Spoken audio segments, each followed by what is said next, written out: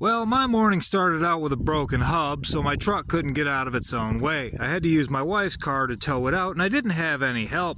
But I thought now would be a great time to give a couple of pointers about how to pull on a car. My first pointer is, if you can keep your strap in the cab, you should do that, because when these eyes freeze, it can take a little while to thaw them out. Another thing is, if possible, hook your strap to the lowest point on the car you're towing. And the car you're towing it with, you should hook the strap as high as possible.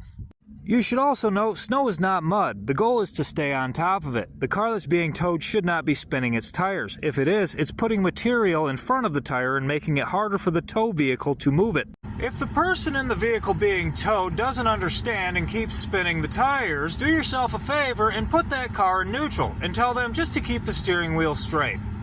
For the vehicle towing, out here traction is rare. When you have it, you should take advantage of it. Don't break traction for no reason. Also, before you do anything, look closely at your situation. This is a front-wheel drive car with a bunch of snow just a few inches in front of the drive tires. But if you look closely, there's not a lot of snow underneath of the car. That's about 8 feet of traction that you can get to build momentum for this car to get out of here, and you might not even need a tow.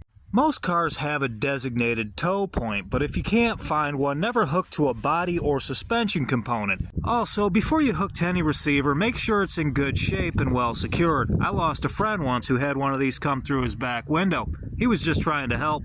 But even if you hook to something solid, if you throw your car's momentum at it hard enough, you can still break it, so be careful.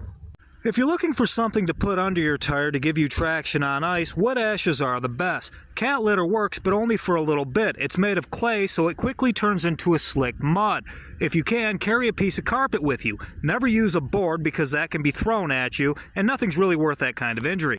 There are people who, when they see this video, will comment that they will never tow another vehicle because that's just a lawsuit waiting to happen. But you have to understand that in a lot of places in the U.S., everything closes down at 5 o'clock. That means all services available to somebody who really needs help out in the cold are unavailable after 5 o'clock. That being said, don't put yourself in a bad situation trying to get somebody else out of a bad situation. It's better you have at least one vehicle you can use to go get some help. Don't bite off more than you can chew, and don't operate outside of your skill level.